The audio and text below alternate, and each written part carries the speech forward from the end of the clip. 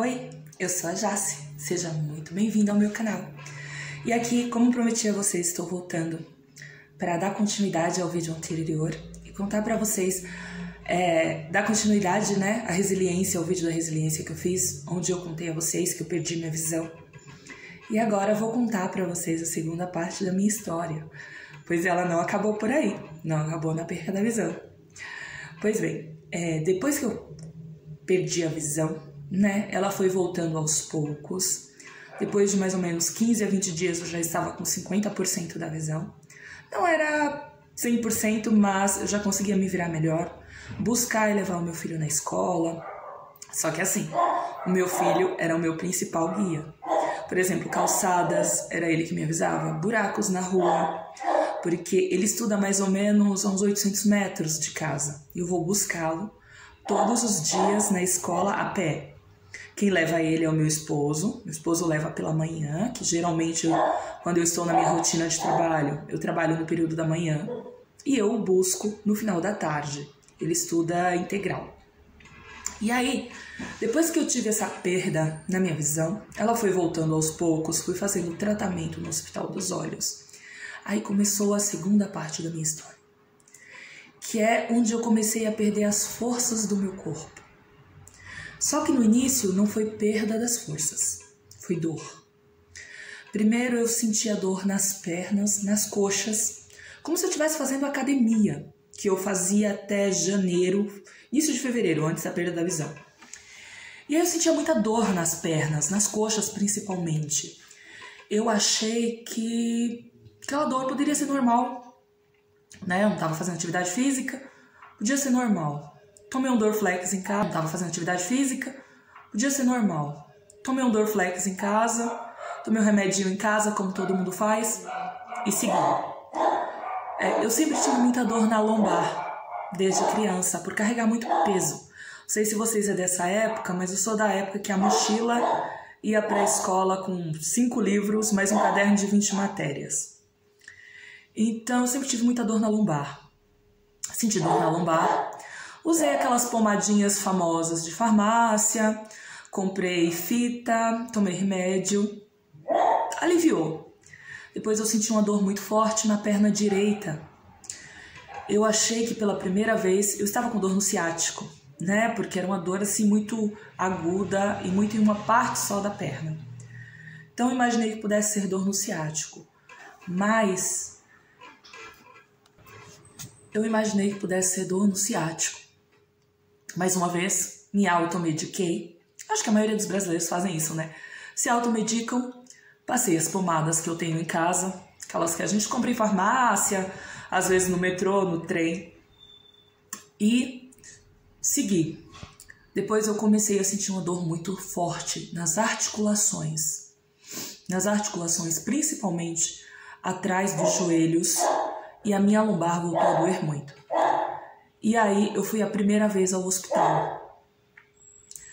Com a suspeita, eu fui diagnosticada, né, com suspeita de fibromialgia, que poderia ter sido causado devido aos 22 dias que eu tomei de corticoide para tratar o meu olho, quando eu perdi a visão.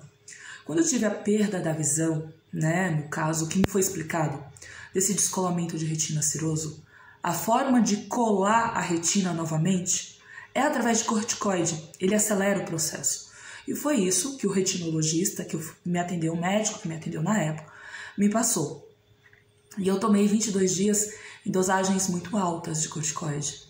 Então, quando eu fui no hospital pela primeira vez, me foi explicado que aquelas dores que eu estava sentindo nas articulações, principalmente na lombar, nas pernas e na articulação atrás do joelho. Gente, eu não conseguia dobrar os joelhos. Eu não andar, era de extrema dificuldade, porque doía muito meu joelho. Estender a perna doía muito. Poderia ser fibromialgia. E aí, como a fibromialgia tem-se que é uma inflamação, me foi receitado anti-inflamatório, remédio, o anti-inflamatório para tratar a inflamação, remédio para a dor e relaxante muscular um pouco mais forte para me aliviar daquela fibromialgia. E eu fui orientada a continuar as minhas caminhadas, que isso ajuda muito. Pois bem, fiz o tratamento de 7 dias como fui orientada. As dores aliviaram, elas não cessaram, elas apenas aliviaram. Porém, eu comecei a perder a força das pernas. Como assim, Jaciele, perder a força das pernas? Perder a força das pernas é como se eu tivesse um saco de arroz preso em cada tornozelo. Eu moro em um sobrado, minha casa é um sobrado. Para subir as escadas, degrau a degrau, eu tinha extrema dificuldade, porque o ato de você levantar a perna para subir cada degrau, imagina você com um saco de arroz de 5 quilos preso em cada tornozelo. Para você levantar, movimentar a sua perna, você sente esse peso. Então, depois de 7 dias, retornei ao hospital, falando que eu estava perdendo minhas forças. Eu falei, olha, eu ainda estou com dor, mas eu estou perdendo as minhas forças. Eu não entendi, porque até então me foi dito que com 7 dias eu melhoraria. Pois bem, fui atendida e a médica que me atendeu, que eu falo assim, gente, infelizmente, em qualquer ambiente, nós encontramos todo tipo de profissional, mas a profissional que me atendeu falou que talvez o relaxante muscular que eu tinha tomado, que a médica anterior, 7 dias atrás, havia me receitado, tivesse relaxado o meu corpo demais. Por essa razão que eu estava sem força nas pernas. Porque até então a minha força era muito acentuada, era nas pernas. Então ela me proibiu por 7 dias de tomar qualquer tipo de relaxante muscular. Me orientou a fazer a fazer exercícios para fortalecer minha força. Me passou um outro anti-inflamatório. Mais uma vez, tanto da primeira quanto da segunda vez, eu fui medicada com injeções no hospital também. Me passou injeções no hospital e me mandou para casa. Só que dessa vez para eu tomar a medicação por 5 dias. Pois bem, comecei a tomar a medicação por 5 dias. Não tive nenhuma evolução na força. Ela continuou, eu continuei com pouca força. Calhou que nessa mesma semana eu tinha uma consulta na UBS com meu filho. E a médica que ia atendê-lo é a mesma médica que me atende e atende ao meu esposo, a médica da família. Passei em consulta ao meu filho, ela viu o meu andar, a forma como eu estava andando. Falou pra mim, olha, eu preciso que você venha aqui pra gente analisar isso aí. Eu falei, não, eu tenho uma consulta marcada com você na terça-feira. Isso era uma sexta-feira, tá, gente? E aí na terça-feira eu tinha uma consulta marcada com ela. Passou 5 dias, eu tava ainda com muita dor. Fui ao hospital novamente, Naquela mesma sexta-feira eu fui ao hospital novamente. Expliquei tudo pro próximo médico que me atendeu. Eu fui numa UPA, num hospital público municipal aqui da minha cidade. Fui até lá e mais uma vez me foi passado remédio para tirar a dor e anti-inflamatório. Voltei para casa tomando aquelas medicações que era o que aliviava a minha dor, porém a força estava cada vez pior. Na segunda-feira, ou seja, minha consulta seria na terça, na segunda-feira daquela semana, aconteceu que na hora que eu fui buscar o meu filho na escola, no final da tarde, porque assim, geralmente daqui para a escola dele é 15 minutos caminhando, só que como eu estava mais devagar devido à minha força e sentindo dor, eu estava saindo mais ou menos entre 20 e 30 minutos de antecedência. Na hora que eu estava indo buscá-lo na escola, eu caí a primeira vez na rua, na segunda-feira. E aí veio o meu primeiro choque. Porque quando eu caí na rua, eu não consegui levantar. De forma alguma. Me apoiando no muro, tentando segurar em alguma coisa. Eu não consegui levantar. E aí foi quando eu identifiquei que para o meu peso... Gente, eu peso 80 quilos, tá? Para o meu peso, eu estava perdendo a força dos órgãos superiores também, dos braços. Caí indo buscá-lo. Mas ainda assim consegui chegar na escola. Na volta, quando eu fui buscar, quando eu tava voltando para ele, saindo da escola dele, quase na frente da escola, eu tropecei e eu caí novamente. seja, no mesmo dia eu caí 2 vezes na rua. E foi desesperador. Porque pela segunda vez eu precisei de alguém para me levantar. Gente, assim, cair e você não conseguir se levantar, eu não consigo explicar para vocês a sensação que é. É muito doído. E aí, na terça-feira, eu tinha consulta, né? Como mencionei pra vocês, com a minha médica. Fui pela manhã, aí quando eu caí pela segunda vez. Nesse dia foi um dia que eu chorei muito, né? O meu filho, ele me viu chorando, ele me perguntou: mãe, por que você tá chorando? É porque você caiu, você fez dodói, você se machucou, eu te ajudo. Porque o meu filho já estava mais de 1 mês já na rua. Mamãe, olha o buraco, mamãe, olha o degrau, mamãe, olha a calçada, por conta da minha visão. Então, assim, na rua, ele já me ajudava muito por conta da minha visão. Mas até então, na minha questão de força, a única coisa em que eu evitei um pouco foi pegá-lo no colo. Por quê pegá-lo no colo? Porque eu não tinha força, eu tinha medo de cair com ele e machucá-lo. Então, toda vez que ele pedia colo, eu sempre dava colo para ele sentado. Eu sentava e dava colo para ele. Mas pegá-lo, carregá-lo no colo, eu não fazia isso. E aí, na terça-feira, né, que foi a minha consulta com a minha médica, conversei com ela, expliquei toda a história, né, todo o meu histórico. Detalhe, essa consulta, ela havia sido marcada para mim em fevereiro, tá, gente? Foi antes de começar toda a minha questão da visão. Foi em fevereiro que essa consulta foi marcada. Porque na minha família eu tenho o hábito, em todo mês de março, fazer os exames de check-up. Aquele check-up de segurança, sabe? Que você faz anualmente só para ver os seus índices, colesterol, triglicerídeos, diabetes, como que tá. Então, eu marquei essa consulta em fevereiro para março. E para fevereiro, isso nós já estávamos em maio, né? Isso foi início de maio. Minha consulta foi dia 20 de maio.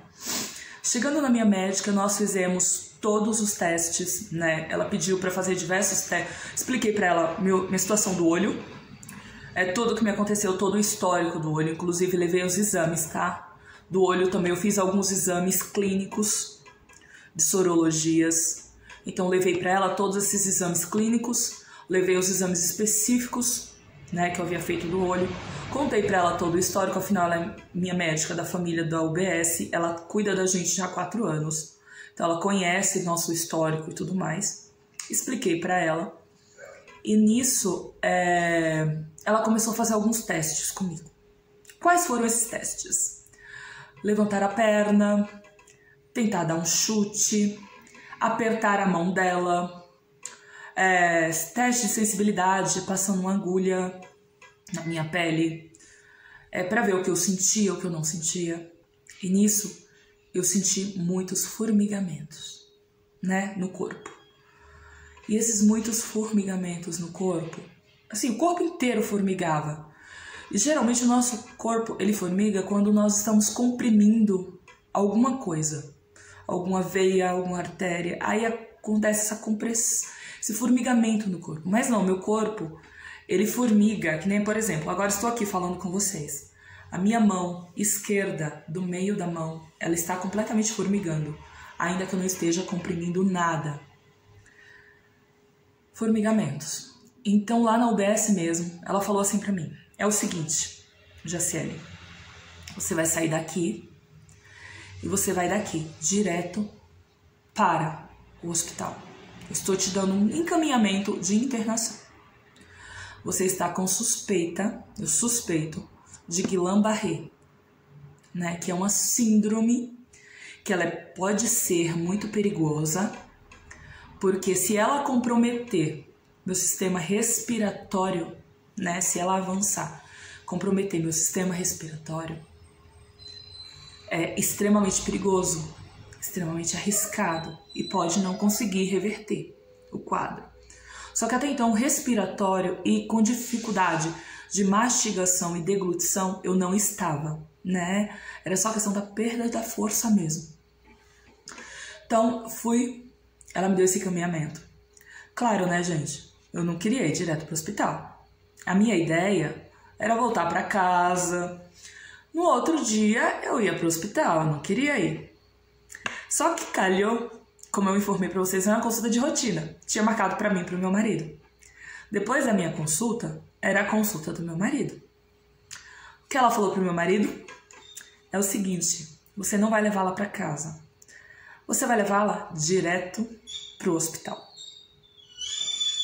Você vai levá-la agora, neste momento, direto para o hospital. Ela precisa ser internada para fazer exames, para descobrir o que ela tem.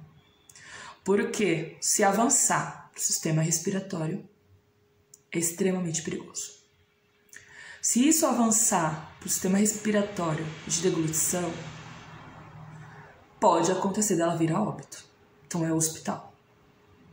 Meu marido então saiu dessa consulta, falou pra mim: nós vamos pro hospital. Falei: não, vamos em casa, eu vou pegar umas coisas antes da gente ir, vamos comer alguma coisa.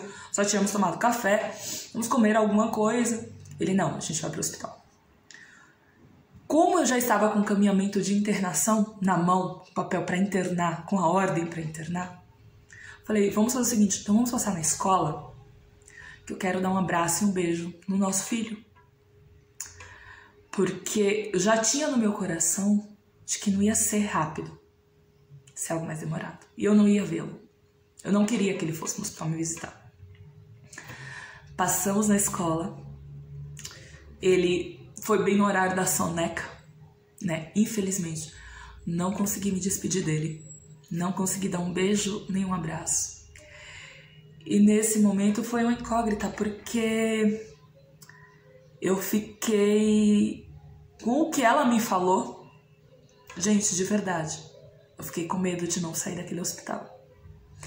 Isso que a novela, né, não tava nem na reta final ainda. Isso foi só uma história. Então, mais uma vez, eu volto a falar aquilo que eu falei lá no vídeo anterior. O quanto você é resiliente com você mesmo. Quanto você é resiliente. Porque você passando por tudo isso, como você pode acreditar que virá um dia melhor, que você terá uma lição, que você vai aprender algo com isso. Eu me questionava muito: Senhor, o que você quer que eu aprenda com isso? Porque até agora... E aí vinha muito disso, né? O que acreditar? E é nesses momentos que vem a sua fé, né? Onde ter fé? Quando você tem fé, de fato. Né? Gente, como eu falei pra vocês no vídeo anterior, eu não tenho religião. Aliás, não é que eu não tenho religião, tá? Eu cresci com base na Igreja Católica. Até os meus 14 anos, eu vivi muito na Igreja Católica. Fiz catequese, sou batizada, aquele básico. Dos meus 14 até minha idade adulta, experimentei diversas religiões, frequentei igrejas evangélicas, frequentei centros espíritas. Só que assim, em todas as religiões das quais eu tentei me encaixar, né, eu nunca me encaixei 100%, porém eu sempre li, né, eu gosto de ler um pouco da Bíblia, passagens, só que como eu falei pra vocês, eu tenho muita fé, eu acredito muito em Deus. Então assim, não é uma questão de religião, é só uma questão de fé mesmo. E quando eu fui para aquele hospital, além da minha fé, eu falava: Senhor, seja feita a sua vontade, eu tinha uma vontade muito grande em mim. A minha resiliência, ela vinha de onde? Eu preciso voltar para casa, para os meus meninos. Os meus meninos me esperam. Então eu tenho que voltar para casa para eles. Eu preciso voltar para casa para eles. Não tem como, eu não tenho a opção de ficar nesse hospital, de morrer agora. Não é o momento. Então foi extremamente desafiador, desesperador. Mas eu consegui, naquele primeiro momento, né, ter essa fé. E eu falava pra eles: eu vou voltar pra casa pra vocês. Só que até então na minha cabeça eu ia voltar em 2, 3 dias. Que não foi bem isso. mas eu queria muito voltar pra casa. Vou continuar essa história pra vocês no próximo vídeo, porque senão esse aqui vai ficar muito longo, tá? E aí eu prometo que eu já encerro essa parte de contar pra vocês quem eu sou, né? O que me trouxe até aqui a criar esse canal. Então eu peço a vocês, se quiser conhecer mais um pouco da minha história, conhecer quem eu sou, inscreva-se no canal. Se puder, deixe o like para eu trazer mais vídeos para vocês, né? Eu vou continuar trazendo mais vídeos, mas para eu trazer mais, para você me conhecer um pouquinho também, que eu garanto para vocês, não vai ser só história triste, tá, gente? É que esse é o início da minha história mesmo, de como eu quero mostrar para vocês, trazer para vocês o quanto a resiliência, o quanto a fé, ela é importante. E para esse meu início aqui, isso é importante, mostrar para vocês esse meu lado, né? Porque provavelmente no futuro esse é um lado que eu não vou ficar essa é uma tecla que eu não vou ficar tocando tanto. Então, neste momento é importante.